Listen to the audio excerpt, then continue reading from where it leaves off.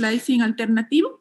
Entonces se eliminan lo que son los intrones y finalmente ese ARN mensajero maduro finalmente se traduce a proteínas, ¿ya? Y de allí, me imagino, de ahí se explica lo que es el splicing alternativo. Eso ocurre normalmente.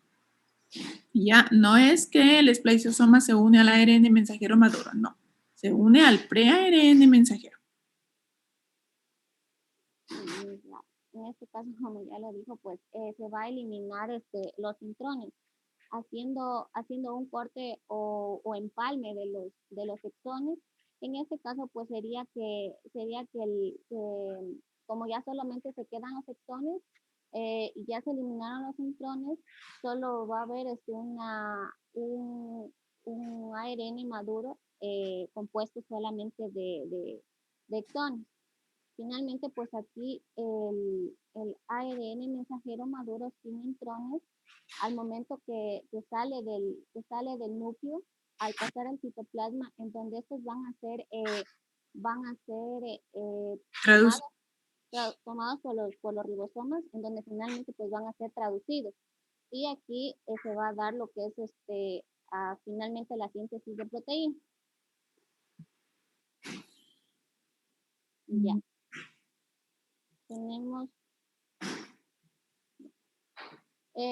Tenemos el splicing alternativo, en donde aquí nos decía que se han dado dos ventajas evolutivas a nivel filogenético y a nivel ontogenético. A nivel filogenético se va a dar pues que a partir de genes ancestros se van a generar nuevos genes a partir de genes ancestros. Ya, y a nivel ontogenético va a ser que a partir de un solo gen se van a dar dos o más variantes de ARN maduro. Ya, aquí pues los genes, aquí como sabemos los genes, cada extremo, ya sea tanto de ADN como de ARN, vamos a tener la región, en donde las regiones, las primeras regiones van a ser los exones y las segundas los intrones, que sería la parte interna, en donde vamos a partir de un gen ancestro y esto va a producir una recombinación de cada uno de estos exones para de esta manera producir nuevos genes. Y pues esto va a permitir que se sigan produciendo. No son nuevos genes, bueno, sino nuevos transcritos. ¿Perdón, dicen? No, nada, sigue. Ya, esto pues va a dar que, como ya les expliqué, pues empezamos por genes ancestros, esto se va a producir nuevos genes, en donde esto va a permitir que las proteínas, les va a permitir a las proteínas aumentar la capacidad de codificación de los genomas. En el lado izquierdo, pues tenemos que partir de un gen eucariota, va a ser, en este caso, a partir del ADN, se va a sintetizar lo que es un ARN. En este caso, solamente en las eucariotas. Lo que va a permitir es la codificación de proteínas, ya sea de cualquier gen, tanto de ARN como de ARN como de ADN, en donde vamos a tener en los extremos 5' y 3', en donde vamos a encontrar también exones e intrones. Y al momento en el que ocurra el splitting alternativo o el barajado de exones, lo que va a ocurrir es de que se van a eliminar los intrones.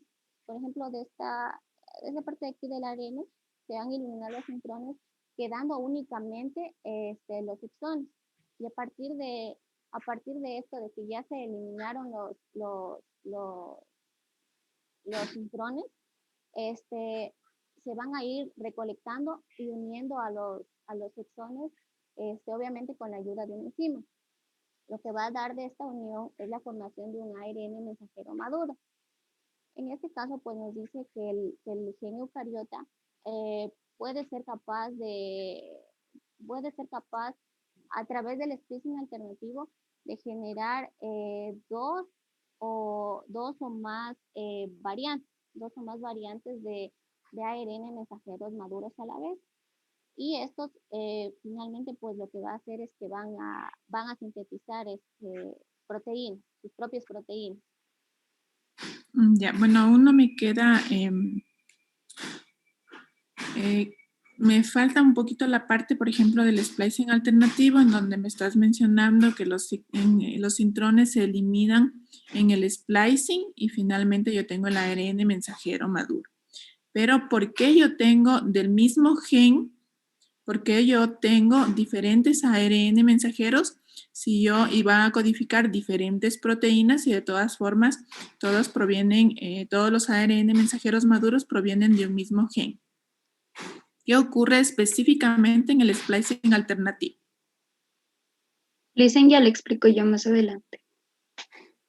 Tú lo vas a explicar más adelante, pero eso está en la parte que le toca a Sí, pero es como una intro mía. introducción. Bueno, pero quiero ver si es que lo tiene claro Luisa.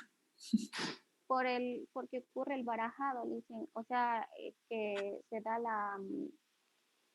la eliminación de estos intrones para que solamente quede un ARN, sería en este caso de únicamente conformado por exones. No, pero por ejemplo, en el caso, en el gráfico que tú tienes ahí, los intrones están graficados de color azul. Si se eliminan los intrones, yo voy a tener 3 exones. El exón 1, el exón 2 y el exón 3 y el intrón, bueno, que están pintados de color azul como tú lo tienes ahí, ¿no es cierto? Entonces se quitan los intrones, me quedan los 3 exones y finalmente yo sigo teniendo el mismo ARN mensajero maduro.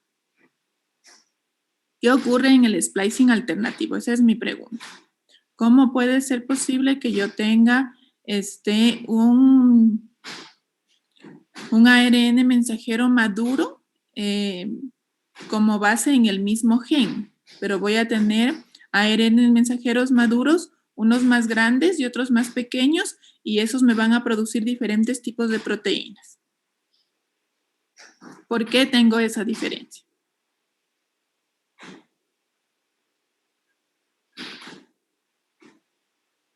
Yo no entendía si dicen de que porque se daba el barajado, entonces ¿Pero qué significa barajar? o sea, eliminación en sí de los intrones para que solamente se forme un ARN mensajero maduro propiamente de exones. No, pero bueno, como lo va a explicar Amy más tarde, no lo voy a aclarar este rato para ver cómo me lo explica Amy más tarde. Amy creo que fue la que habló, ¿no? Pero no, barajado significa otra cosa. Ya, continuemos nomás, Luisa. Ya. Bueno, en este caso nos hablaba de vertebrados e invertebrados. Aquí, en donde decía que no era muy diferente no era muy diferente los genes, en donde vamos a encontrar 20,000, a un aproximado de 20,000 genes, en donde aquí hay tanto en vertebrados como invertebrados. Nos daba un ejemplo que en vertebrados va a ser en los humanos y en los invertebrados va a ser en el gusano Canaerobitis. Caernoarbitis elegans. Elegans. Ya, en donde estos genes van a expresarse para poder generar o codificar ciertas proteínas a través del splicing alternativo. Lo que ocurre aquí pues es de que el ARN, tanto el ARN mensajero en tanto vertebrados como en invertebrados, se va a dar un mismo splicing alternativo. En el caso de los vertebrados, sabemos que hay genes más complejos que en los invertebrados, en donde aquí nos decía pues que se va a estar produciendo en cierta cantidad de genes, es decir, que, o sea, van a participar cierta cantidad, tanto en vertebrados como en invertebrados. En los vertebrados nos decía que la cantidad de genes que van a participar es del 95%, mientras que en los invertebrados van a ser... No es, perdóname corregirte, Lisa, no es el número de genes que van a participar, porque ahí lo que nos está mencionando que tanto los genes humanos como los genes del nemátodo son 20,000 genes. Sin embargo, se producen diferentes isoformas de ARN mensajero maduro, tanto en el humano que en el Caenorhabditis elegans. Pero si hablamos de genes en el genoma, son bastante parecidos. La diferencia va a radicar en el número de ARN mensajeros maduros que va a tener cada una de las especies. ¿Sí? Entonces, el splicing alternativo, ¿sí?, va a ocurrir en el 95% de los genes de mamíferos, mientras que en el del nemátodo, pues, el splicing alternativo no va a ser tan frecuente, ¿sí? Va a ser apenas el 35% de los genes, pero el splicing, ¿sí? Entonces, eso debes aclarar, Lisa. Ya, porque eso nos decía pues que a partir de esto se va a dar un ARN mensajero y se van a codificar proteínas. Como era en el caso de los vertebrados, perdón, se producen en más genes, aquí decía pues que se va a producir en más isoformas. Y como en los invertebrados se va a presentar en menos genes, pues por obvias razones se van a dar menos isoformas, pero que en cualquiera de las dos maneras pues se van a sintetizar las proteínas. Ya, aquí pues también nos hablaba de un pre-ARN mensajero que era el sustrato splicing, es decir, que es el objeto de acción de splicing, en donde se realiza gracias a las ribonucleoproteínas que son parte del espliciosoma y que reconocen a los sitios de splicing. Es decir, en este caso nos decía pues que los sitios de splicing son los extremos de los intrones, en donde en este caso pues en donde vamos a encontrar sitios fuertes y sitios débiles, en donde los sitios fuertes son los que permiten aquí a las ribonucleoproteínas reconocer a los intrones para de tal manera poderlos eliminar, y a la vez, mientras estos se van eliminando, se va quedando solamente los exones y se van uniendo, y lo que va a convertir pues es un solo ARN maduro, un solo ARN mensajero maduro. Y finalmente pues nos decía que aquí la proximidad de cada sitio va a estar en cada gen, lo que va a conducir o permitir finalmente pues que en sí se genere lo que es el splicing alternativo.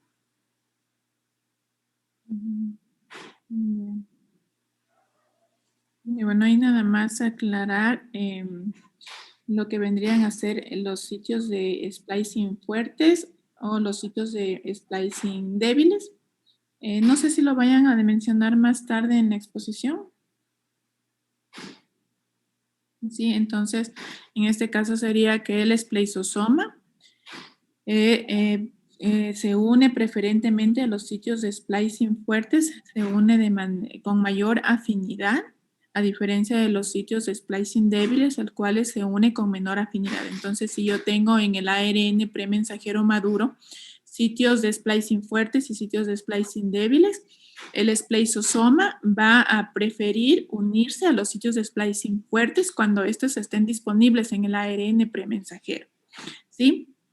Pero si es que en el caso, por ejemplo, que ya me imagino lo van a explicar más adelante, es en el caso de que el ARN premensajero se está sintetizando y aparecen primero los sitios de enlace al splicosoma, los sitios débiles, pues entonces, como no hay enlaces fuertes, como no hay sitios de splicing fuertes, perdón, entonces el splicosoma se va a unir a estos sitios de splicing débiles, ¿sí? Porque no hay sitios de enlaces fuertes todavía que se hayan sintetizado en el ARN premensajero, porque hay que recordar que a medida que el ARN premensajero se va sintetizando, los factores del splicosoma se van a ir uniendo a medida que se va sintetizando. Entonces, si aparecen, por ejemplo, sitios de splicing débiles antes que sitios de splicing fuertes, pues el splicosoma se va a unir a esos sitios de enlace débiles antes que los sitios de splicing fuertes. Pero si en el ARN premensajero aparecen estos sitios de enlace fuertes, pues entonces el spliceosoma se va a unir preferentemente a estos sitios de splicing fuertes. Ya, eso nada más quería aclarar, Luisa, ya que es súper importante para lo que vamos a ver después en la búsqueda de este sitio para la cura de esa enfermedad rara. Ya, listo. A ver, ¿hasta ahí te toca a ti, Luisa? Sí, Liz.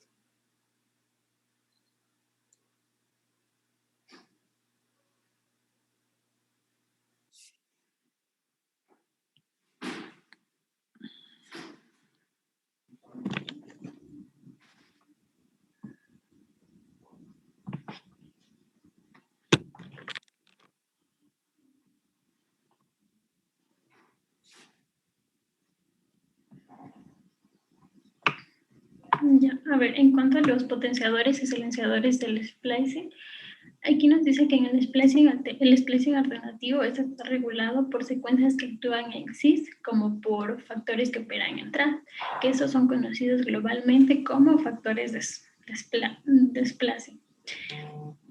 En lo que tiene que ver con cis nos dice que se incluye potenciadores y silenciadores del splicing exónicos, que son los del exón, que vendría a ser el ESE y el ESS. Y también incluye lo que son potenciadores y silenciadores del splicing intriónicos, que son los de los intriones, en el cual es el ISS y el ISE. Antes de nada, ¿qué significa eso de cis y trans? Cisacting y transacting. ¿Dónde dice? ¿Qué significa cisacting y transacting?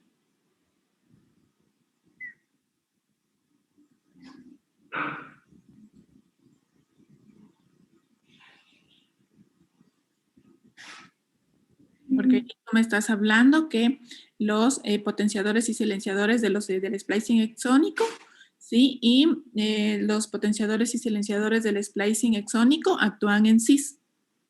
¿Qué significa que actúan en cis? Que actúan en cis. O sea, aquí nos decía que o sea, digamos, estos, o sea, nos decía que estos junto con lo que son se van a unir junto con las proteínas SR y aquí van a, digamos, activar, o sea, van a facilitar el reconocimiento de los exones. No. Ustedes deben haber visto eso en genética, cuando vieron lo que es no sé si deben haber visto, por ejemplo, cómo actúa, deben haber visto lo que es la regulación de la transcripción en lo que son las bacterias. Ahí ven lo que es cisacting y transacting. Cómo actúan eso. Espérenme un ratito que tengo que contestar esta llamada ya. No puedo poner silencio.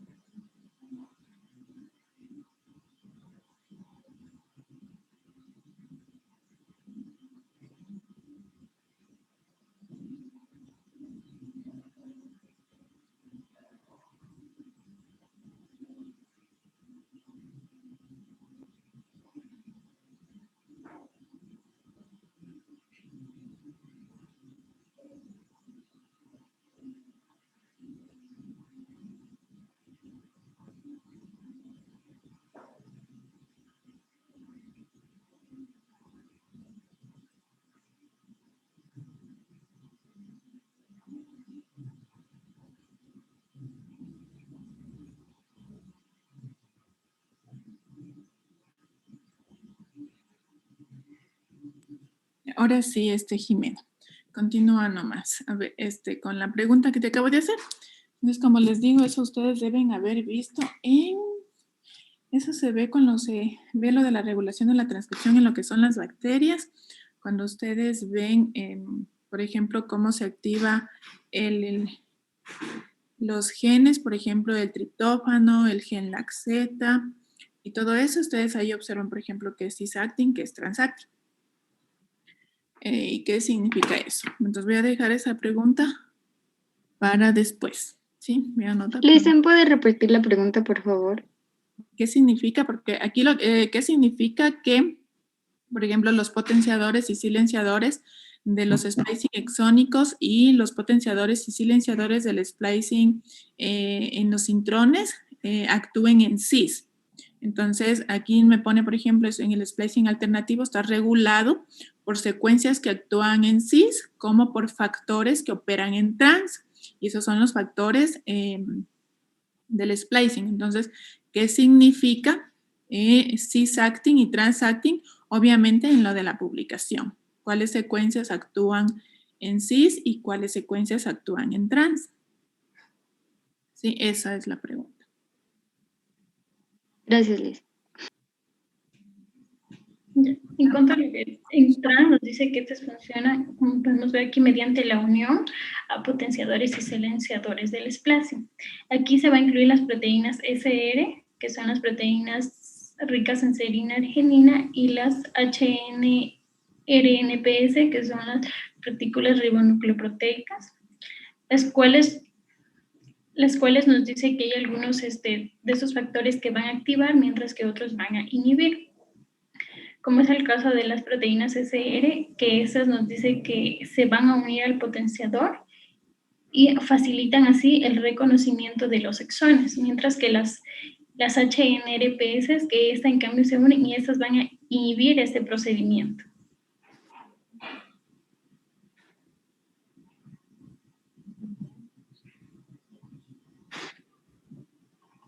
Ya le dicen, solo es, luego expongo otra parte. No me gusta cuando se reparten así, de ahí no les puedo calificar bonito. A ver.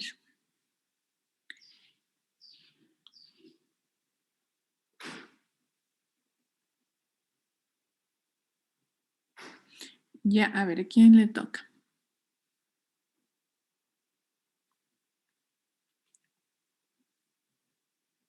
A mí, Elisa. A ver, Malena. Ahí sale en pantalla completa ya. Sí.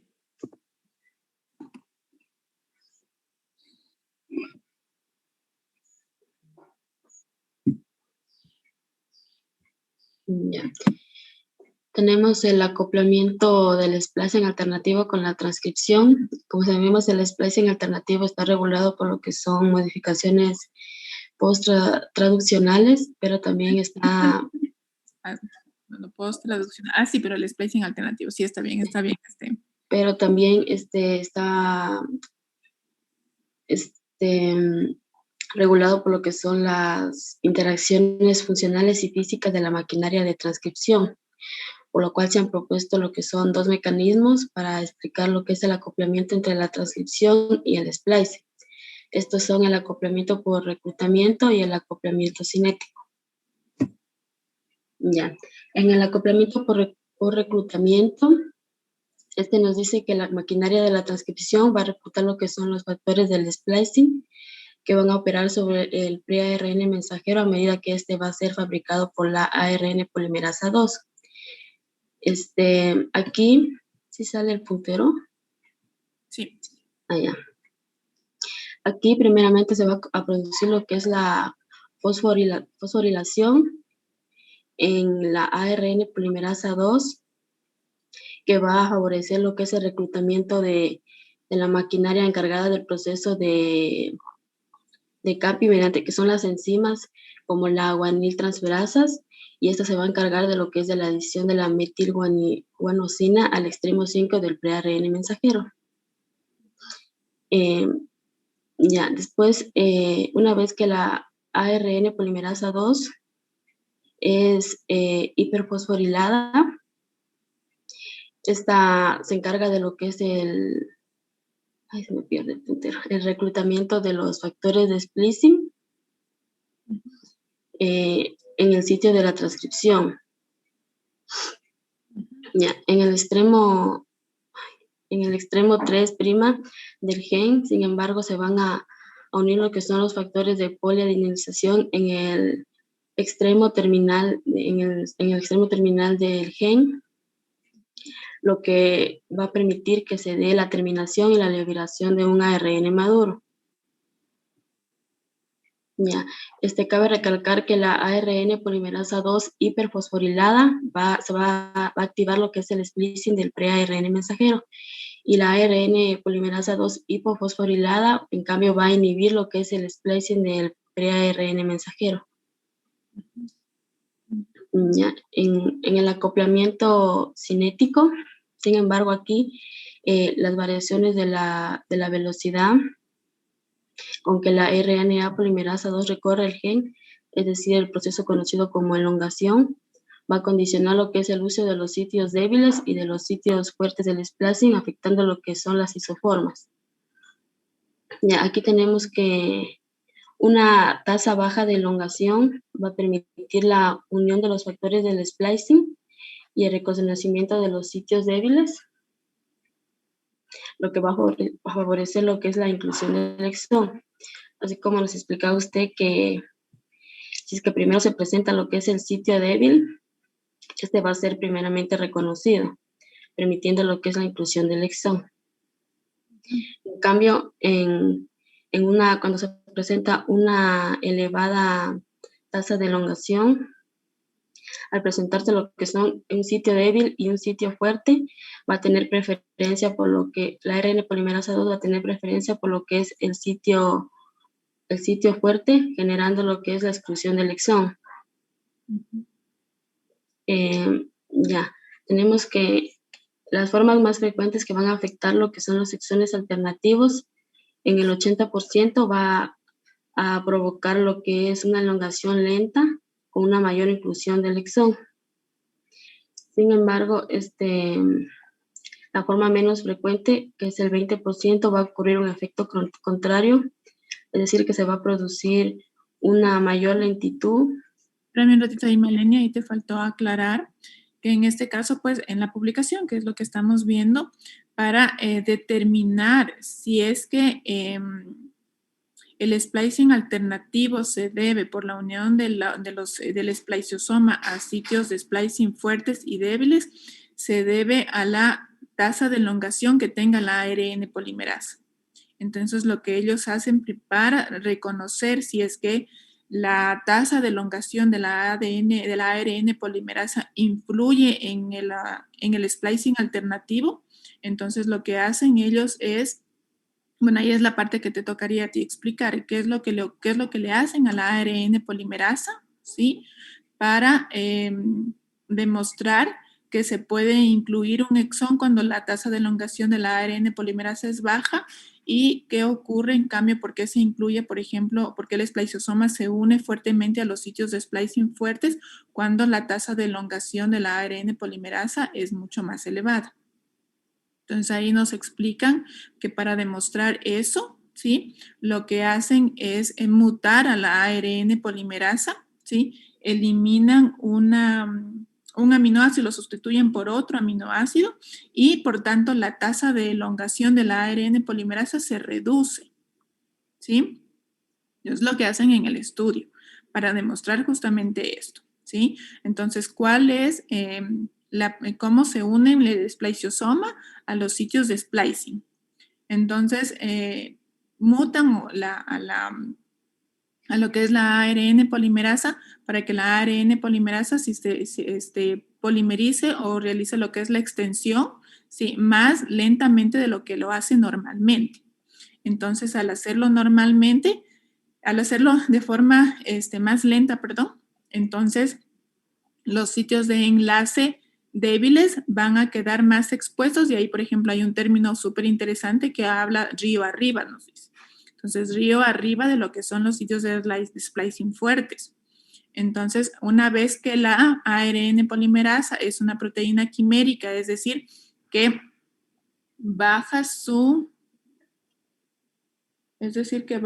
velocidad de transcripción, entonces, a medida que, como tú has graficado bien en el gráfico donde dice baja elongación, entonces, a medida que la ARN polimerasa que transcribe débilmente o que transcribe lentamente al ARN premensajero, empiezan a aparecer lo que son los sitios de splicing débiles, ¿sí?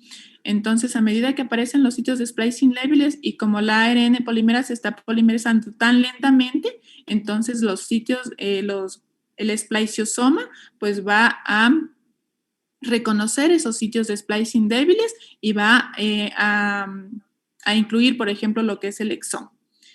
Ya, a diferencia de lo que es por ejemplo, bueno, y a pesar de que, bueno, esta enzima, esta ARN polimerasa, en el 80% de los casos, pues hace eso, lo de la baja elongación. El 20% de los casos quedaría también que hay una elevada elongación y que de todas formas se elimina, por ejemplo, los sitios de splicing fuertes y en este caso, pues se excluye lo que es el exón. Ya, esa es la parte que te falta explicar. Sí, decía que esto se daba por los efectos positivos o negativos que pueden tener en el acoplamiento cinético. Es decir, en la inclusión de exones, que esto va a depender de la identidad y de la arquitectura de cada evento alternativo que se produce en cada empalme alternativo. Y eso es todo. Ya, a ver, y de aquí, ¿qué tanto les falta?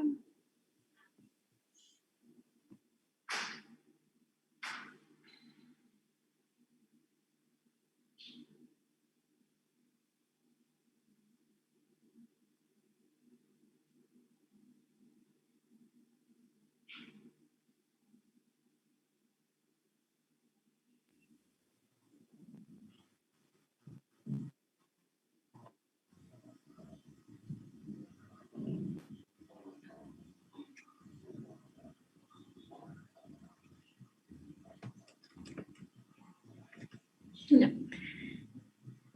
Aquí en la cromatina y splicing alternativo, aquí nos indicaba que en el núcleo las moléculas de ADN están asociadas con proteínas. Estas proteínas son llamadas histonas. Nos dice que estas forman estructuras, no sé, que en forma de tambor,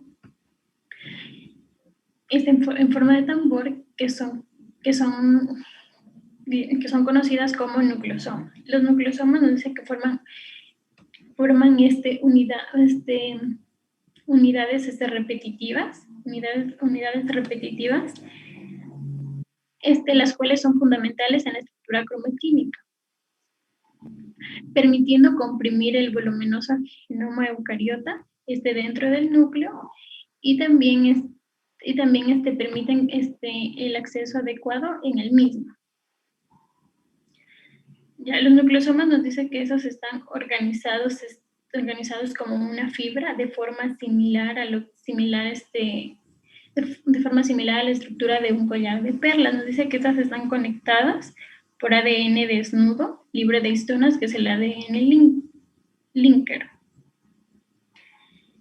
En su forma más compacta nos dice que se va a denominar heterocromatina, en la cual aquí los nucleosomas se van a aproximar entre sí y van a dificultar la unión tanto de proteínas reguladoras de la transcripción de genes, así como el avance del ADN polimerasa 2. Mientras que el opuesto es la eucromatina, en la cual los nucleosomas se van a encontrar, o sea, se van alejando unos de los otros.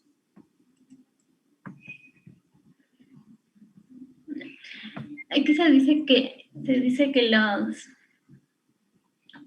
el grado de compactación de la cromatina en la región en donde...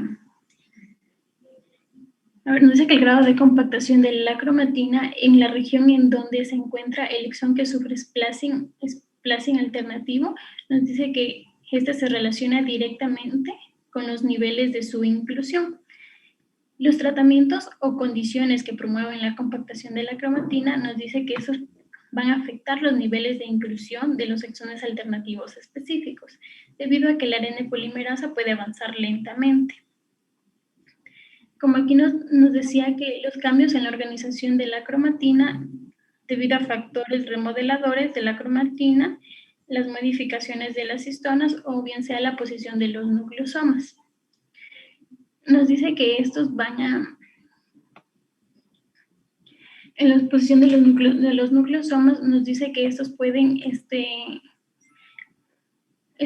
afectar lo que es la tasa de elongación del ARN polimerasa 2 y en consecuencia lo que es el splicing alternativo. Debido a que una baja elongación del ARN polimerasa 2 va a hacer que reconozca sitios lo que son débiles de splicing y lo que va a resultar en la inclusión del exón. Aquí se va a incluir el exón. Mientras que niveles elevados de elongación del ARN polimerasa 2, esto en cambio va a facilitar la exclusión del exón. Cuando hay niveles elevados nos dice que se va a excluir el exón. Ya, en cuanto aquí nos dice que las modificaciones de las histonas, eso nos dice que van a influir en las decisiones del splicing, y esto va a ser independientemente de la tasa de elongación. Esto va a ser mediante el reclutamiento de lo que son factores de splicing. Esto es a través de... el reclutamiento de factores del splicing, esto es mediante la interacción con adaptadores de la cromatina, en la cual se va a ver la inclusión del exón.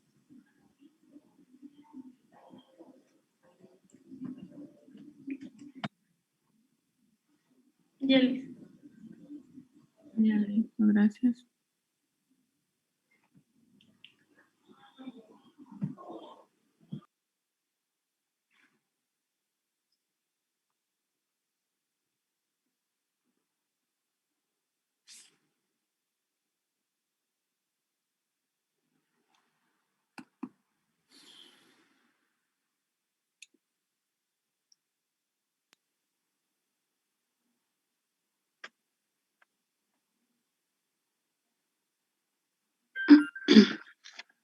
Ya, Liz. A ver, la atrofia muscular espinal nos dice que esta es una enfermedad hereditaria autosómica recesiva en el que afecta a 1 de cada 10,000 nacidos vivos. Esto nos dice que se presenta sobre todo cuando ambos padres son portadores del gen de la atrofia muscular espinal. Nos dice que, bueno, según yo he leído, en el que simplemente en el que el padre es portador, puede haber un 50% en el que sus hijos sean simplemente portadores del gen de la atrofia muscular espinal, que produce la atrofia muscular espinal. Mientras que si ambos padres tienen el gen de la atrofia muscular espinal, nos dice que el 25% de sus hijos puede presentar esta enfermedad. Ya nos dice que esta enfermedad es una de las causas, esta es una de las primeras causas de mortalidad infantil que se presenta sobre todo en bebés. Nos dice que hay 4 tipos de enfermedades que se pueden presentar gracias a la falta o al déficit del gen que pueda producir proteínas que controlen, que puedan producir proteínas para que pongan... A ver, esta parte otra vez, por favor. Perdón, Lizzy. Otra vez repíteme la última parte. Lo del 25% de los pacientes que puedan presentar. Eso, sí, esa parte. Ya, nos dice que cuando ambos padres son portadores del gen que produce la atrofia muscular espinal, nos dice que esto puede presentar que el 25% de sus hijos pueden presentar la enfermedad que es la atrofia muscular espinal. nos dice que esta enfermedad se puede presentar de 4 tipos. El tipo 1, que es el que se reconoce sobre todo en los bebés y que causa sobre todo que estos queden postrados de por vida, es el que más se presenta y el que causa más mortalidad infantil, porque hay 3 tipos más que se presentan en edades mucho más superiores.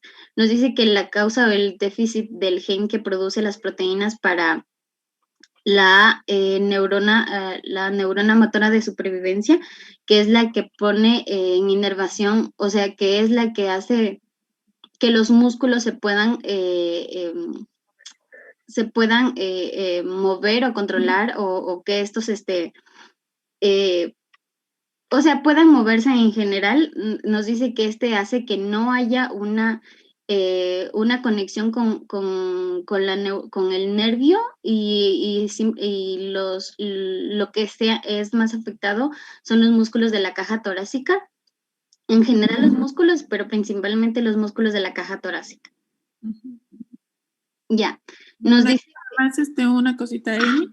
No lo escuché, que en realidad la enfermedad de la atrofia muscular espinal es una enfermedad hereditaria autosómica recesiva. Entonces ya sabemos que cuando hablamos de una enfermedad autosómica recesiva, tendrían que haber, los 2 alelos tendrían que estar mutados para que en este caso se presente la enfermedad, ¿sí? Bueno, ya sabemos que cuando es una enfermedad autosómica dominante, pues solamente necesita estar presente un alelo mutado y finalmente la enfermedad se va a presentar. Cuando es una enfermedad autosómica recesiva, entonces tendríamos que el paciente debe presentar las 2 mutaciones en ambos alelos, tanto el materno como el paterno, para que finalmente se pueda presentar la enfermedad. Y en este caso, como te has sacado muy bien, pues se presentaría en el 25% de los casos, que pertenecería a sacar en los porcentajes de acuerdo a las leyes de Mendel, ¿ya? Que sería idéntico. Ya, eso. Siguen más ahí. Ya, nos dice que esta enfermedad está causada por mutaciones de pérdida de función en el gen que se conoce en el gen SMN1. Perdón, es que está... Ya. Nos dice que hay pérdidas de las funciones del gen SMN1, que es la neurona motora de supervivencia. Ya nos dice que los bebés o que heredan ambas copias de este gen, van a presentar lo que ya dije, la atrofia muscular espinal, porque como usted dijo, es una enfermedad autosómica hereditaria recesiva. Ya, nos dice que en el cromosoma, en la región 5q13, nosotros vamos a encontrar estos 2 genes, el gen SMN1 y el gen SMN2. Como ya lo dije, el SMN1, esta es la que causa, la pérdida de las funciones de este gen es la que causa la atrofia muscular espinal, por lo cual nos dice que en esta región... nos dice que ambos genes, estos están ubicados a 500 kilobases. Están ubicados, o sea, a 500 kilobases con una separación de 500 kilobases de secuencias de nucleótidos. Ya. En estas... Espérame un ratito, bueno, solamente por aclarar, tal vez lo vayas a decir. Entonces, vendríamos a entender que tanto el gen SM1 como el SM2 son genes parálogos que se encuentran en el mismo cromosoma, y en este caso, como tú lo has dibujado, está en el brazo largo del cromosoma 5 en la posición número 13. Que ahí están ambos genes. Entonces, ambos genes que son parálogos están separados entre sí por 500,000 kilobases más o menos. Listen, espérenme un ratito, por favor.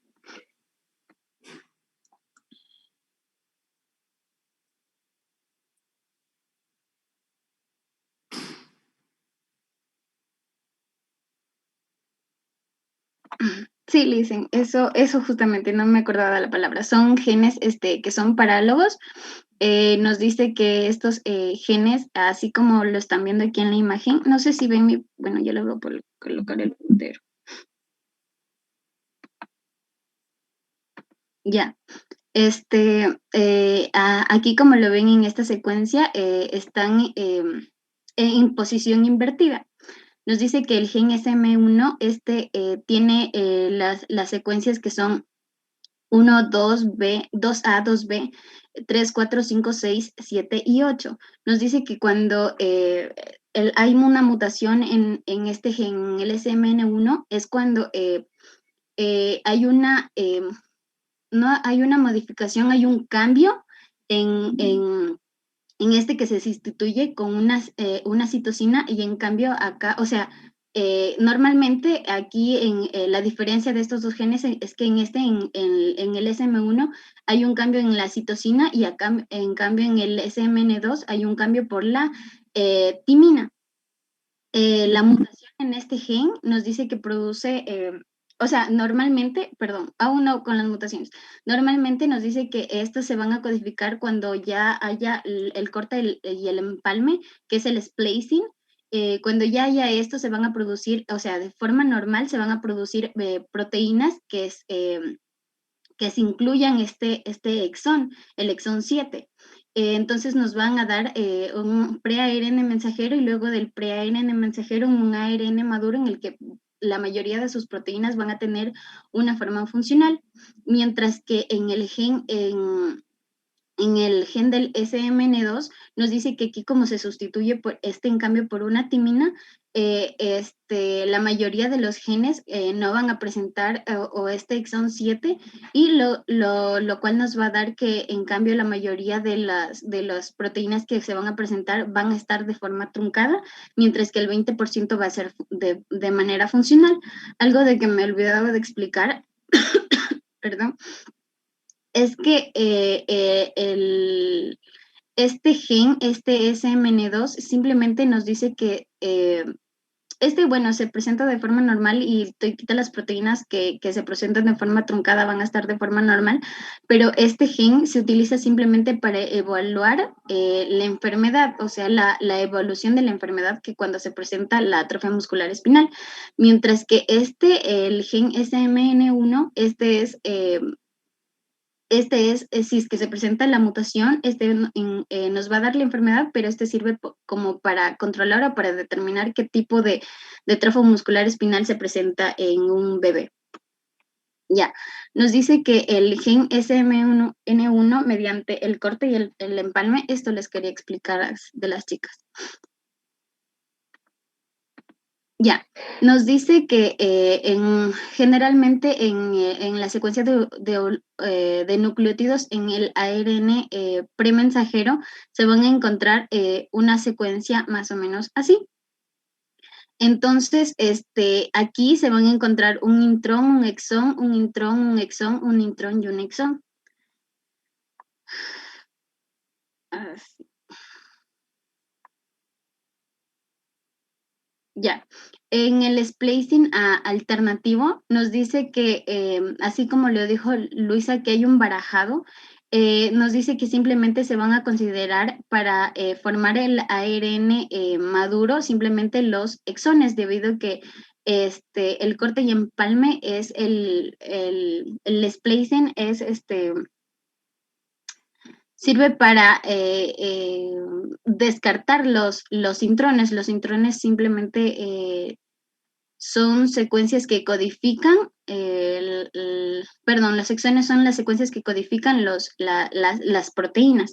Entonces lo que se van a necesitar van a ser estos intrones, estos exones. Estos exones.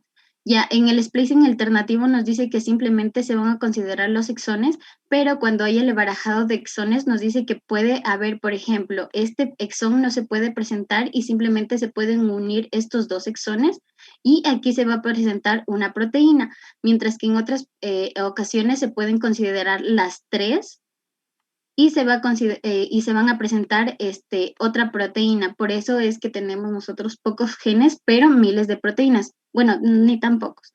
Y de esta forma es que el splicing alternativo, o sea, nos van a dar la formación de miles de proteínas que están en nuestro cuerpo. Ya, mediante No sé si Lisa, si queda aclarado lo de Luisa o no me entiende. O sea, yo sí entiendo porque sé de qué se trata, pero la explicación tenía que ser un poquito más clara. Ya, yo, bueno, en este es que igual ustedes deben haber visto esto en genética, porque ahí se da lo que es el splicing alternativo. Entonces, el splicing alternativo, como en el gen, por ejemplo, en este caso de lo que es el SMN1, en este caso tú ves allí, por ejemplo, el exón E6, E7 y E8, ¿no es cierto? Entonces, en un splicing alternativo, para una proteína, sí, se puede considerar, por ejemplo, tanto luego del splicing se puede dejar tanto el exón 6 como el exón 7 como el exón 8, ¿sí? Eso va a formar parte, ¿sí?, del ARN mensajero maduro que finalmente se va a traducir a proteína.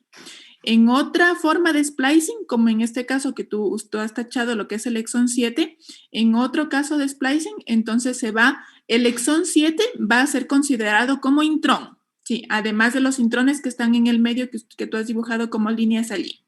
Sí, entonces tengo en este caso, en este SMN1, tengo exón 6, exón 7, exón 8, e intermedios a esos dos, tengo dos intrones que están con líneas negras, ¿no es cierto? Entonces, en el splicing alternativo, en el segundo splicing alternativo de ese mismo gen, en este caso, el exón 7 va a ser considerado como intrón y por tanto va a ser eliminado por el spliceosoma. Por tanto, el exón 6 y el exón 8 van a unirse formando lo que es el ARN mensajero maduro y ese ARN mensajero maduro con solo dos exones se va a traducir a proteína, me va a producir una proteína diferente a la proteína que tiene en cambio los 6 exones, exón 6, exón 7 y exón 8, ¿sí? Entonces esa es la diferencia con lo que es el splicing normal del splicing alternativo y por eso es que nosotros en nuestras células tenemos varios tipos de proteínas que provienen de un mismo gen debido al splicing alternativo. Entonces, en un tipo de splicing, en una forma de splicing, voy a considerar toditos los exones para formar en una proteína, ¿sí? Entonces, por ejemplo, no sé si ustedes han visto, por ejemplo, el gen que no recuerdo cómo se llama el gen, por ejemplo, que nos da las características de hombre y de mujer, ¿sí? Por ejemplo, aquí no es por degradar a los hombres, pero, por ejemplo, el gen, ¿sí?, que da las características para hombre y mujer, el gen tiene, por ejemplo, 10 exones, de los cuales para las características de mujer, los 10 exones son considerados para la formación de proteínas en la mujer y nos da las características de mujer. A diferencia del varón, en el varón, miren, es el mismo gen que tiene 10 exones, pero en el splicing alternativo solo se dejan 3 para los hombres y es lo que le da la característica de hombres a los hombres. Entonces ahí, miren, ya vemos una splicing alternativo para la diferenciación sexual.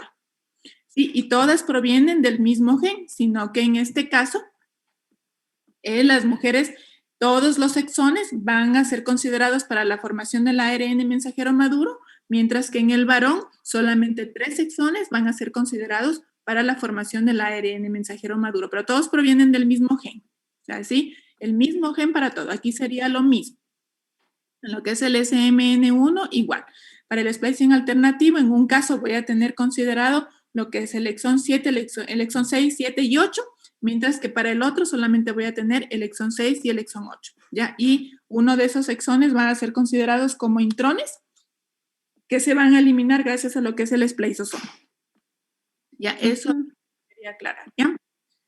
Sí, eso, justamente lo que dijo usted, es que, o sea, en el barajado se van a hacer uniones alternativas de los exones para poder formar un ARN maduro. Entonces, así como usted dijo, se pueden considerar, por ejemplo, solo el exón 2 y el 3 y presentarse aquí en una secuencia y formar una proteína, mientras que en algunos casos puede presentarse el exón 1, el exón 2 y en el exón 3 y por eso se van a presentar vuelta en cambio una diferente proteína. Ya, a ver, la mutación lo que causa en el gen, perdón, en el gen de la SMN1 de la neurona de supervivencia motora, neurona motora de supervivencia, nos dice que aquí cuando se produce este ARN maduro, este exón 6, el exón 7 y el exón 8, generalmente el exón 7 nos dice que es el que codifica para que se pueda presentar esta proteína, la SMN1. Esta SMN1 es la que causa que una neurona motora actúe de forma funcional, mientras que cuando no se presenta este gen, esta proteína, nos dice que no va a haber una inervación de la neurona con el músculo, por lo cual no va a haber una comunicación o una información entre neurona y músculo, y por lo tanto, no va a haber movimiento de los músculos de forma normal, y esto va a causar la enfermedad. Ya cuando no se presente este exón, que es el que es el que codifica esta proteína. Por lo tanto, nos dice que cuando haya la anulación de este exón, simplemente va a haber el exón 6 y el exón 8, que van a presentar, así como acá era de forma normal para la SMN2, perdón, ya, acá, que era de forma normal para la SMN2, va a ocurrir lo que ocurre acá en la SMN2, que la mayoría de las proteínas, van a estar de forma truncadas, no van a ser funcionales, mientras que el 20% o algunas pueden que se presenten de forma funcional. Ya. Amy, a ver si entendí. Entonces, lo que tú me estás diciendo es, por ejemplo, los pacientes que tienen la enfermedad autosómica recesiva, es decir, los dos alelos mutados, van a tener en su secuencia, van a tener una mutación que va a hacer que en el proceso de splicing se incluya al exón 7 como intrón y por ende se elimine en el ARN mensajero maduro, y así quedan solamente el exón 6 y el exón 8, y esos van a producir una proteína truncada no funcional. ¿Sí? Sí, Liz. Ya. Ya nos dice que para que ocurra esta mutación, para que ocurra esto del gen, se debe a mutaciones o simplemente puede ser por una delección del cromosoma, que es la pérdida de una parte del cromosoma. Ya. Entonces aquí lo que se hizo para poder curar esta enfermedad es no tratar al gen, al SMN1, que es el que hace las proteínas de forma funcional, sino que aquí se consideró en cambio la proteína SMN2, porque ya lo dije que hay dos proteínas que son iguales, pero que una produce proteínas que son no funcionales y otra que produce en su mayoría, y otras que produce proteínas funcionales en su mayoría. Ya, aquí lo que se realizó es considerar mejor a este gen, en el cual nos dice que no me quedó muy claro. Entonces, el hecho de que hayan dos genes parálogos en el genoma de estas personas, en el genoma de los humanos, ¿no es cierto? Y sabemos que en los pacientes que presentan esta enfermedad motora, entonces ellos tienen una mutación en su gen SMN1, que es el que da la capacidad motora a los músculos. Pero en este caso, me gustaría, por ejemplo, que se aclare. En este caso, es imposible hacer algo en contra de la mutación SMN1, ¿sí? O sea, si es que los genetistas, si es que los biólogos moleculares tratan de hacer un tratamiento para, digámoslo entre comillas, para curar el gen SMN1, los biólogos moleculares, los genetistas, los investigadores están perdiendo el tiempo porque hay una mutación que es irreversible, es una mutación germinal prácticamente. Entonces, todas las células prácticamente lo poseen. Entonces, es algo imposible de realizar que se haga un tratamiento sobre este gen, el SMN1. Entonces, los investigadores, en este caso biólogos moleculares, me parece que mencionaba que algo que quiero recalcar es en esta publicación, ¿se acuerdan que ya les mencionaba al inicio cuando veíamos clonación, cuando veíamos genómica proteómica? Cuando nosotros decidimos hacer un estudio, nos vamos a casar con ese estudio por años y años y años. Si ustedes observan, por ejemplo, el investigador en esta investigación dice que se ha tardado 20 años en conocer cómo funciona el splicing. Y él, miren, está enfocado solamente en el splicing y obviamente su investigación la marcó en algo en específico que es justamente en esta enfermedad motora, ¿no es cierto? Entonces, bueno, mi razón era especificarles, por ejemplo, miren cuántos años una persona se demora en tan solo hacer una sola investigación, ¿sí? Entonces, por eso es que hay tantos grupos de investigadores en el país y cada uno estudiando una sola cosa porque todo el genoma, todo lo que tiene una sola célula es imposible de estudiar. Imagínense una sola célula y encima diferentes, 250 diferentes tejidos que tenemos en el organismo. Entonces, es realmente bastante difícil y largo el proceso cuando uno hace investigación. Por eso es que a mí no me gustaba la investigación al inicio. Ahora me gusta en realidad, pero antes no me gustaba. Porque cuando haces investigación, tratas de arrancarte los pelos cuando algo no te sale y tienes que volver a repetir todo y te mueres de las iras porque dices, ya hice y me toca volver a hacer y ahora tengo que probar otra cosa. Y así es la investigación. Eso es lo malo, o sea, lo malo no sé si lo bonito o lo malo de la investigación, ¿sí? Pero miren en este caso, 20 años, o sea, 20 años para lograr encontrar un tratamiento a una sola enfermedad de miles que hay. ¿Sí? Entonces es lo que quería recalcar un poquito.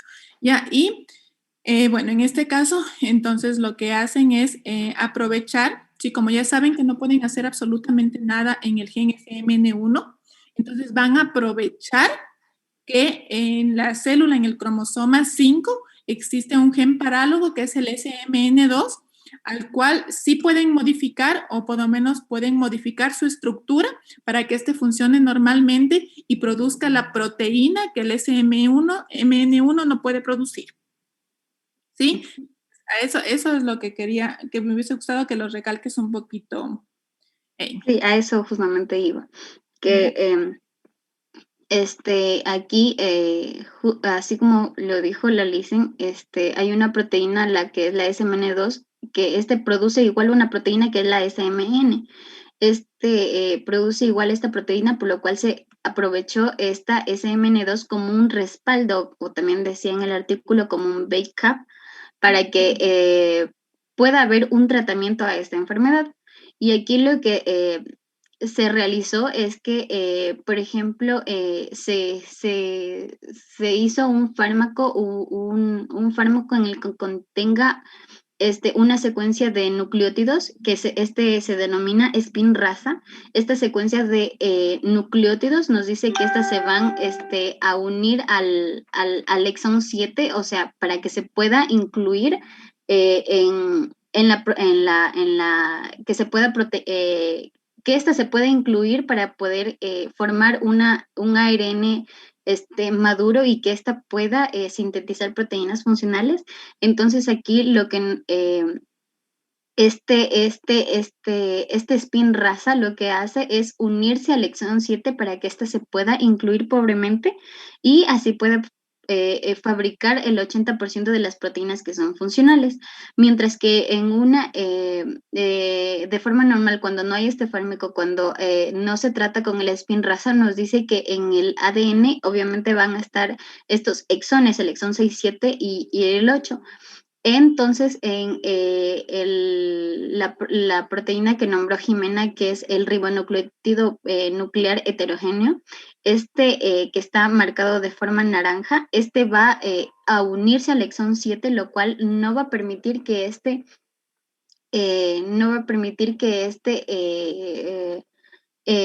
se sintetice, y lo cual va a hacer que la mayoría de las proteínas tengan una forma no funcional, no se va a traducir y por lo cual no va a presentar el gen de la SMN1. Ya les dije que en el exón 7, tiene el gen para que se produzca esta proteína.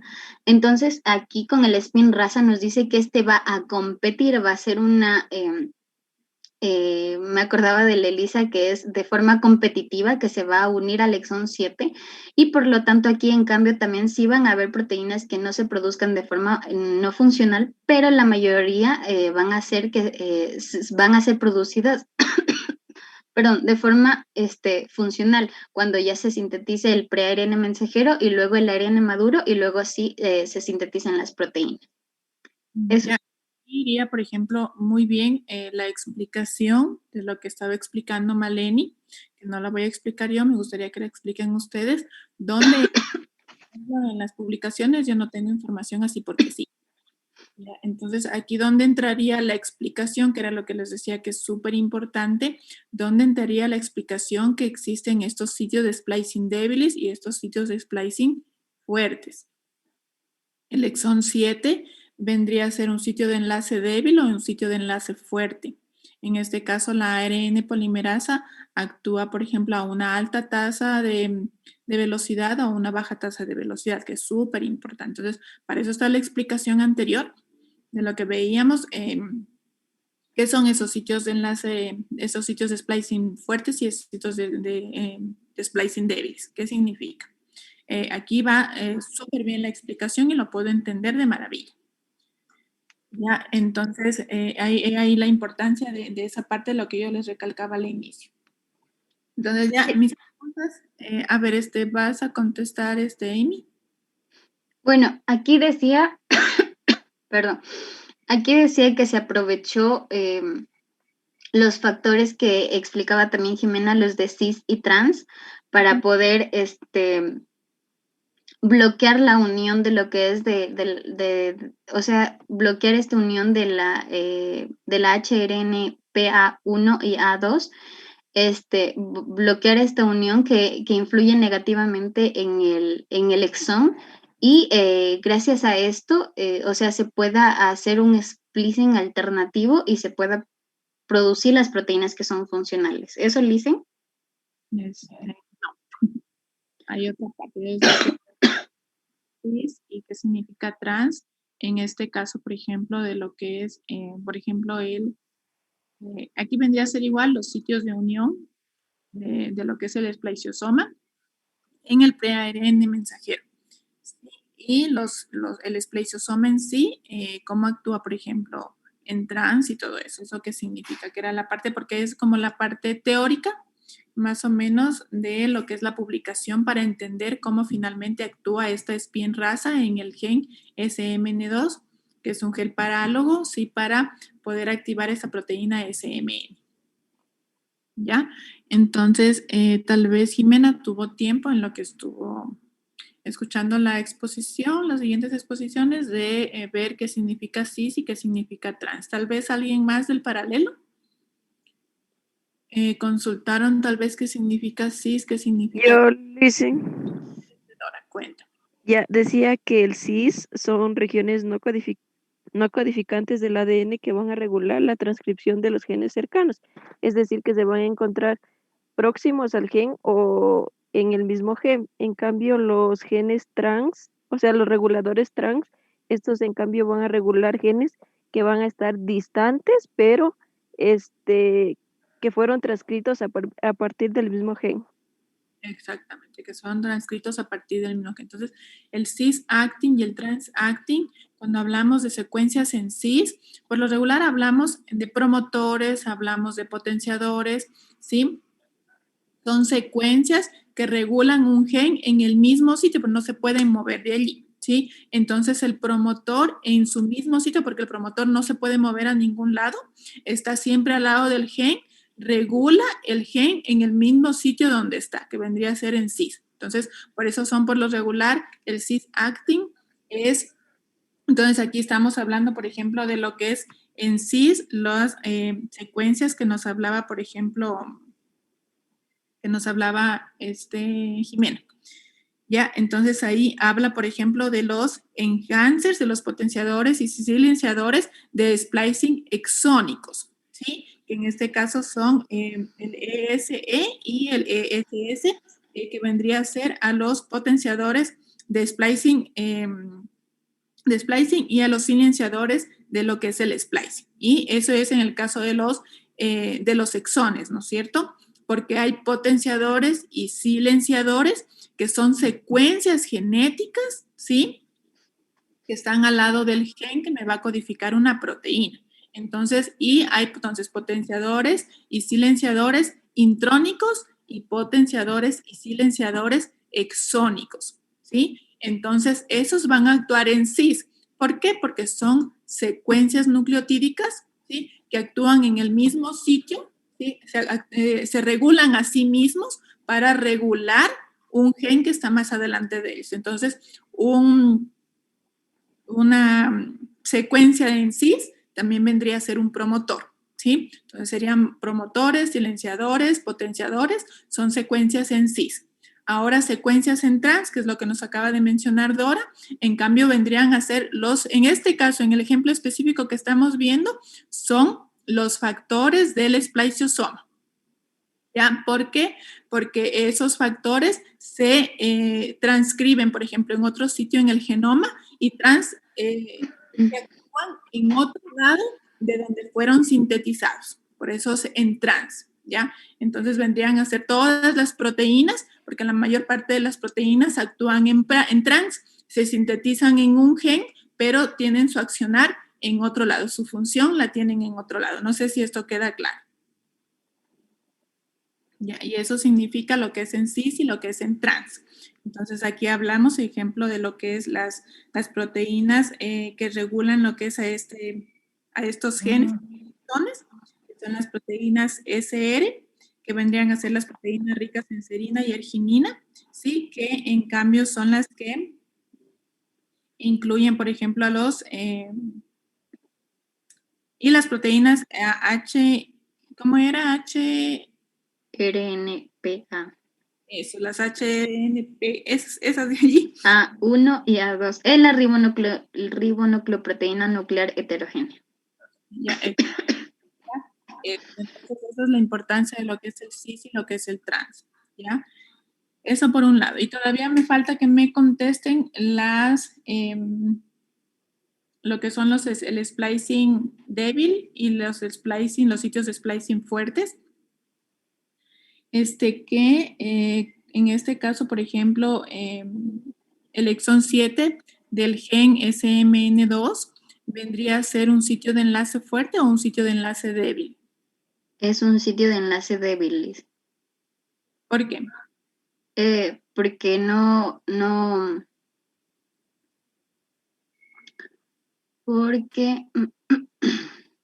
me acuerdo, pero es un sitio de enlace débil porque no, o sea, al no incluirse, o sea, no incluirse es lo que causa la enfermedad y no se presenta, por eso se tiene que, se une de forma competitiva con la HRNPA1, entonces no se presenta. ¿Qué dice alguien? Lice, en este caso es porque el esplesiosoma lo reconoce, pero débilmente, no lo, sería como que no lo adhiere como en cambio en los sitios de splicing fuertes. Verán, les voy a leer lo que está en la publicación y ustedes me van a decir si es que es un sitio de enlace fuerte o si es que es un sitio de enlace débil. ¿Se acuerdan lo que yo les mencionaba de lo que es los sitios de enlace débiles?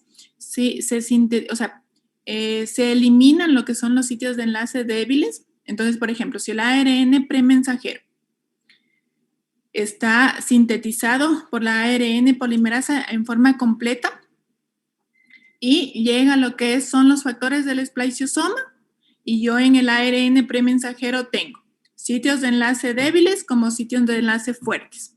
¿A cuáles va a preferir el espliciosoma en ese ARN premensajero? A los fuertes. Fuertes. ¿Por qué? Porque los va a reconocer y los va a adherir. ¿Por qué no? Porque tiene mayor afinidad el espliciosoma a los sitios de enlace fuertes. Pero como ya estábamos viendo durante toda la publicación, el espliciosoma se une al ARN premensajero a medida que se va sintetizando. Es decir, Todavía no se termina de sintetizar, sin embargo, el spliceosoma ya se une a los sitios de splicing que aparezcan, sean débiles o sean fuertes. Ya el spliceosoma se une. Pero si aparecen sitios de splicing débiles, si antes de que se sinteticen los sitios de splicing fuertes, entonces va a preferir lo que son los sitios de splicing débiles, ¿no es cierto? Entonces, en este caso, yo les voy a leer una parte para que ustedes me digan. Entonces, dice, en la forma más frecuente del acoplamiento cinético que afecta a aproximadamente el 80% de los exones alternativos sensibles a la velocidad de transcripción, la elongación lenta causa una mayor inclusión del enlace alternativo porque favorece el reclutamiento de factores splicing positivos a sitios de splicing débiles que se encuentran río arriba de otros más fuertes antes de que estos últimos sean sintetizados por la ARN polimerasa, ¿ya? Entonces nos dice que en el 20% remanente ocurre el efecto contrario. La lentitud produce mayor exclusión al crear una ventana de oportunidad para que factores del splicing negativos se unan a sus secuencias blancos en el ARN premensajero, ¿sí? Entonces, la inclusión en el ARN mensajero de un exón alternativo, esto ya es del SFTR, ya hasta ahí. Entonces, de acuerdo a lo que les acabo de leer, con ese razonamiento, ¿sería un enlace débil el exón 7 o un enlace fuerte?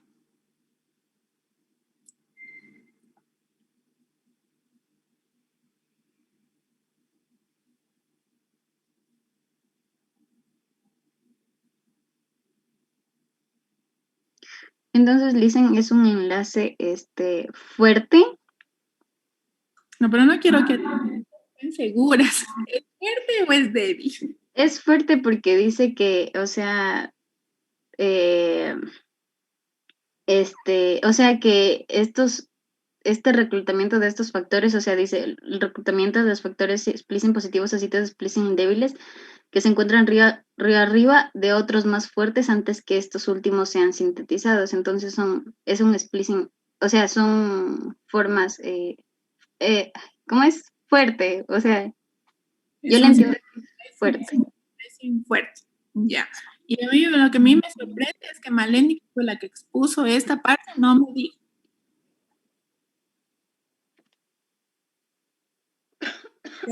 En este caso, que es la parte que omitió Maleni, en este caso estamos hablando de una ARN polimerasa lenta, ¿sí? Entonces, en este caso, por ejemplo, los sitios de splicing fuertes no aparecen, ¿sí? Y mientras tanto, pues el splicing, el spliceosoma, perdón, ya reconoce lo que son los sitios de splicing débiles. Y en el caso, por ejemplo, en esta SMN2, no hay mutación de la ARN polimerasa, el gen está completamente normal, va a haber una velocidad de transcripción normal. Entonces, en este caso, mi razonamiento es que en realidad el exón 7 vendría a ser un sitio de enlace fuerte. ¿Por qué? Porque la ARN polimerasa sí sintetiza una velocidad normal y por tanto va a aparecer tanto sitios de enlaces débiles como sitios de enlace fuertes en el ARN premensajero. Y si es que aparecen todos estos pues rápidamente, entonces pues la ARN polimerasa, en este caso va a preferir los sitios de enlace fuertes, que en este caso va a ser el exón 7. Entonces el exón 7 se elimina en el proceso de splicing y por eso se forma lo que es esta proteína truncada de SMN, ¿sí? En el SMN2 en este caso. Entonces, ahora, para evitar con la spin raza, ¿sí? Para evitar con la spin raza que el exón 7 sea tomado en cuenta por el spliceosoma, se une este oligonucleótido, que es un oligonucleótido sintético, se une a lo que es el ARN premensajero.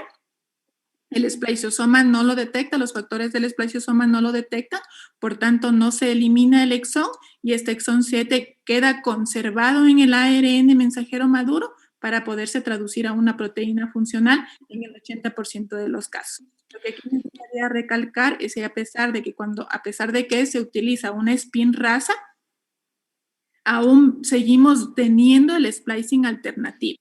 Vemos como ustedes ven en la fotografía que nos ha hecho Amy, el 20% de esas proteínas, de ese splicing alternativo, va a seguir siendo una proteína truncada y en este caso el 80% pues va a ser una proteína funcional.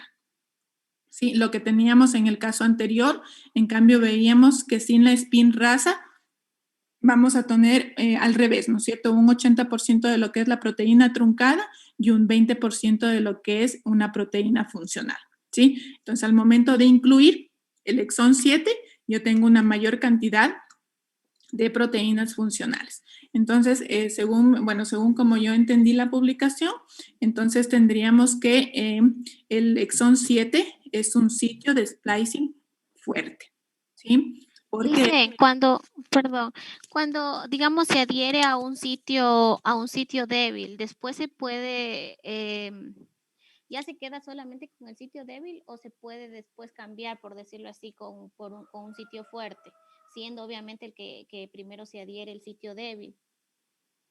es que no, en este caso pues ya no, porque las proteínas del espliciosoma ya están cumpliendo su actividad en ese sitio de unión débil y por tanto se saltan el sitio de splicing fuerte. Es como que ya no lo ven, se vuelven ciegos, ¿sí? Porque las proteínas del espliciosoma ya está actuando sobre el ARN premensajero. Entonces, por eso nos veíamos en el ejemplo anterior, cuando los investigadores truncan la función de la ARN polimerasa y la vuelven más lenta, entonces los sitios de enlace débiles aparecen más rápido en la formación del ARN premensajero. Y como la ARN polimerasa está polimerizando tan lentamente, entonces no hay un sitio de enlace fuerte, entonces la ARN polimerasa lo que hace es tomar el sitio de splicing débil para cortar esa parte, ¿sí? Y omiten finalmente el sitio de enlace fuerte y por eso ese sitio de enlace fuerte ahora va a formar parte del ARN premensajero, ¿sí? Ya no lo tomaron en cuenta, por decirlo así, ¿sí? Entonces, en el caso pues de este SMN2, pues realmente en cambio hay una proteína, una ARN polimerasa 2 normal que va a actuar a una velocidad normal, entonces van a ir apareciendo sitios de enlace, sitios de splicing débiles y sitios de splicing fuertes, ¿sí? A medida que se va sintetizando el ARN premensajero. Entonces, ahí sí, pues, el spliceosoma va a tener preferencia por el sitio de enlace fuerte, que en este caso vendría a ser un exón 7, ¿sí? El exón 7. Entonces, por eso es que en este caso, pues, se omite en el ARN premensajero el exón 7 y finalmente yo voy a tener más proteínas truncadas en vez de más proteínas funcionales, ¿sí? No sé si esto queda claro. Ya, Lizzy, algo también que quería decir es que el tratamiento para con esta secuencia de nucleótidos que es el Spinraza nos dice que es demasiado cara, afecta a pocos pacientes, que es 1 de cada 10,000, pero también gracias a este descubrimiento, o sea, es demasiado caro, cuesta miles de dólares, y a la conclusión que quería llegar es que gracias a la biología molecular es que se pueden diseñar se pueden fabricar esta secuencia de nucleótidos que puedan ayudar con la cura de una enfermedad que parecía imposible, porque yo la verdad le veía imposible. Eso, Liz.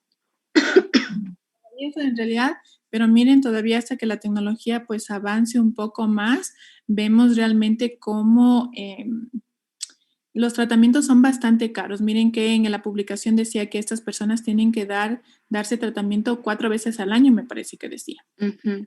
Lo que es pagar por ese tratamiento 4 veces al año durante toda su vida. Entonces, ¿qué familia puede pagar eso realmente? A no ser que realmente el Estado lo haga para garantizar pues una vida mejor en cada uno de estos pacientes que presentan esta enfermedad, ¿sí? Y bueno, entonces, como les decía, que lamentablemente en los otros estudios, por ejemplo, no lo vimos, pero que es súper importante, miren, cuando uno se centra en la investigación, como les digo yo, a mí no me gustaba la investigación porque cuando yo hice, yo me quería morir de las iras. Y como por ejemplo en las universidades o donde tú trabajes te dan un tiempo establecido, entonces tú presentas un proyecto y tú esperas ver resultados, por ejemplo, en 2 años. Entonces, total, ya llegan esos 2 años y no tienes, pero ni la quinta parte ni Claro, ni la quinta parte del estudio, porque recién estás empezando. Entonces, por eso es que para que ustedes lo conozcan, no sé si tal vez lo han visto en lo que se hacen, por eso se hacen los macroproyectos y se presenta, por ejemplo, un proyecto por partes, obviamente definiendo muy bien lo que quiero hacer en cada una de las partes, ¿sí? Entonces, en un primer estudio voy a hacer tal cosa, voy a obtener tales resultados y me planteo esos objetivos, qué sé yo, para dentro de 2 años. Una vez que termino los 2 años, yo debo tener terminado mi primer estudio en el que demostré tal cosa, ¿ya? Luego me amplío lo que es el estudio, voy a la segunda parte del estudio y hago pues otras cosas. Entonces, en lo que es investigación, hay que, bueno, primero que nada, leer muchísimo, hacer los estudios de tipo experimental en el laboratorio, verificar las hipótesis que yo me planteé para saber si es que es cierto o no lo que yo estoy diciendo en mis hipótesis. Lo verifico mediante ensayos experimentales y luego pues voy avanzando. Entonces, en el caso de lo que es la biología molecular, ¿cuál es el fin? Hasta ahorita, como se acuerdan, lo veíamos en genómica y proteómica. Primero conocemos la secuencia de nucleótidos. Luego de conocer la secuencia de nucleótidos, lo voy a comparar con otras especies para determinar si es que ya esa proteína, por ejemplo, ha sido o no ha sido estudiada, si tiene una función en específico y si no, pues puedo continuar con mis estudios, ¿no es cierto? Conocer la función de esa proteína. Una vez que conozco la función, tengo que ver que lo hago, por ejemplo, en cultivos in vitro. Ahora tengo que hacer el estudio de ese gen, de esa proteína in vivo en células animales que sean de fácil reproducción, en donde yo puedo obtener rápidos resultados. Una vez que tengo eso, tengo que, recuerden, mutar, por ejemplo, esa proteína, ese gen, para determinar cuál es la función que cumple en el ser vivo. Y luego de eso, pues una vez que ya conozco muy bien cómo funciona esa proteína, puedo empezar a hacer otro estudio y determinar qué tratamiento se puede dar de acuerdo a los estudios que yo he hecho, de acuerdo a la causa que se ha determinado, como en el caso que están haciendo en este estudio. Entonces, miren, ellos empezaron primero que nada estudiando muy bien qué es el splicing alternativo, cómo funciona, qué proteínas interactúan, qué secuencias actúan en esto, lo que es el splicing alternativo, y luego obviamente se deben haber centrado en estos genes para finalmente encontrar la cura. Pero como les digo, les tomó 20 años, sí que es un proceso bastante largo. Pero interesante, o sea, realmente es interesante porque de todas formas por eso nos dice que estos investigadores han ganado muchísimos premios, ¿sí? Luego de haber encontrado esta cura que era, cura esta enfermedad que era incurable hace unos años atrás y ahora este tratamiento está aprobado por la FDA, ¿sí? Para los pacientes que presentan este tipo de enfermedad. Entonces, si nosotros hacemos en algún día investigación o si queremos hacer investigación, esa es nuestra finalidad. No sé si ustedes, que lo voy a meter ahorita de Big Bang Theory, no sé si ustedes veían, pero por ejemplo, Sheldon, él que buscaba su teoría del universo, su teoría de cuerdas y todo eso, y él lo único que quería era el premio Nobel, ¿sí? Pero yo creo que nosotros no deberíamos estar enfocados a buscar un premio, sino en realidad a buscar el beneficio que podemos causar a las personas al hacer nuestra investigación, en el beneficio que le podemos causar a tantas personas, ¿sí? Para poder hacer una investigación, que es lo mejor de todo esto, ¿sí? Tener esa satisfacción, no solamente buscar lo que son los premios. Entonces, eso más que nada. Entonces, yo creo que con eso terminamos, chicos. Yo pensaba en realidad de revisar publicaciones científicas y todo eso, pero ya mañana ya sería nuestro último día de clases, así que los voy a dejar descansar. Lo único que sí les pediría que por favor se conecten a las 9 de la mañana para tomar lista, tomar una captura de pantalla y eso sería todo. Y ya nos veríamos solamente la siguiente semana para lo que es el examen. Sí, no sé si tienen tal vez alguna pregunta. Lick, no sé si me escucha. Sí, te escucho, Galo. Ya, perfecto, Lick, muchas gracias. Yo entonces quería como para llegar a una conclusión de lo que dijeron los compañeros y ver si entendí bien, es que en el caso del lisosoma, va, por así decirlo, eliminar los intrones y luego va a unir lo que son los exones mediante el mecanismo del splicing.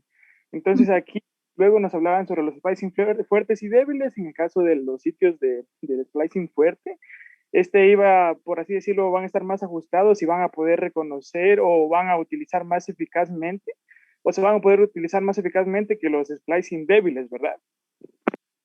Ahí no sería más bien que sería la afinidad que tienen los factores del spliceosoma para unirse a los sitios de splicing débiles y sitios de splicing fuertes, ¿sí? Entonces, lo que tenemos que si el ARN premensajero tiene secuencias o sitios de splicing débiles y fuertes, el spliceosoma lo que va a hacer es preferir unirse a los sitios de enlace fuertes, ¿sí? Pero como les decía, a medida que el ARN premensajero se está sintetizando y digamos que ese ARN premensajero aparecen más pronto, por ejemplo, sitios de enlace débiles y todavía no aparecen los fuertes, el spliceosoma ya se une antes de que se termine de sintetizar el ARN premensajero, ¿sí? Entonces, el spliceosoma se va a unir a esos sitios de splicing débiles porque no hay sitios de splicing fuertes todavía sintetizados, ¿sí? No sé si ahí está más claro este Galo. ¿Aló?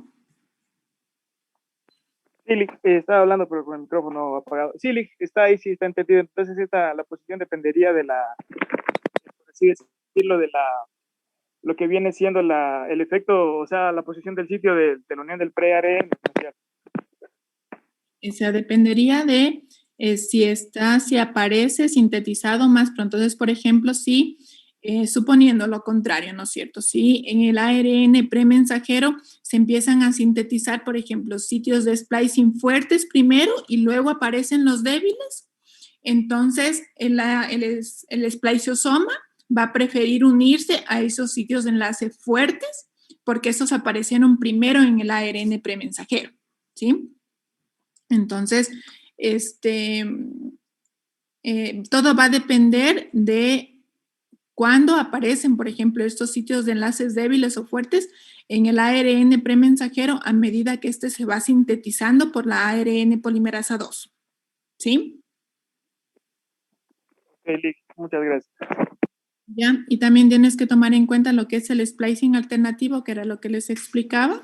¿Sí? ¿Qué es el splicing alternativo? Sí, entonces el splicing alternativo se llama alternativo porque de un mismo gen se pueden producir diversas proteínas. ¿Sí? Entonces, en un tipo de splicing alternativo, si yo tengo 10 exones, en un splicing alternativo, por ejemplo,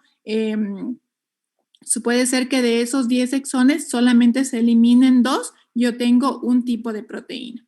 Mientras que en otro splicing alternativo se eliminan, por ejemplo, en vez de 2 exones, se van a eliminar 5 de ese mismo ARN premensajero y por tanto voy a tener otra proteína diferente a la del primer splicing alternativo. ¿Sí? Entonces, el splicing alternativo, ¿sí? Es que un mismo gen se puede cortar o se puede digerir con el spliceosoma en diferentes partes, ¿sí? Produciéndome diferentes proteínas. Ya, eso más que nada. Sí, eso creo que sería todo. Si no tienen más preguntas.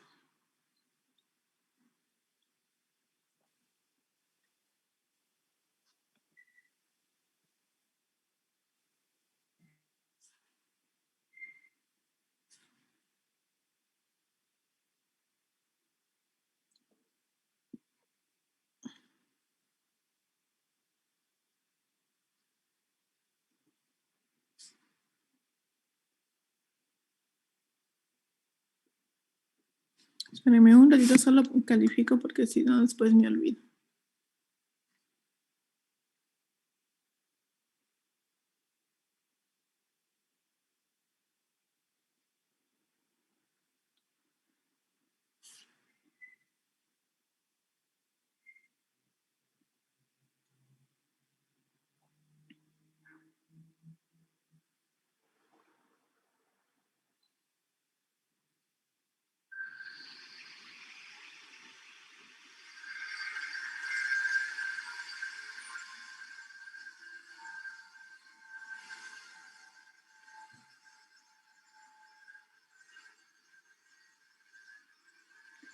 Ya, bueno, entonces quedamos con lo que es que el miércoles no exponen, sino dan el examen teórico y el jueves el examen práctico, y el miércoles solamente hay que incluir lo que es bioinformática y lo que son las publicaciones. Ya, y el día jueves, pues entonces vamos a ver lo que es lo de PCR, ¿no es cierto? Y también obviamente lo que son cálculos, de acuerdo a lo que tengamos de acuerdo a lo que ustedes hicieron en el informe de prácticas. Ya, esta semana yo me dedico a calificar todos sus trabajos para que la siguiente semana ya solamente incluirles los exámenes, a pesar de que la socialización de notas de todas formas es a partir del 22 al 25, del 15 al 18, y el examen de recuperación vendría a ser entre el 22 al 26 de marzo, si es que alguien se queda. Ya, y eso creo que entonces sería todo, chicos, por el día de hoy. Gracias por conectarse a clases.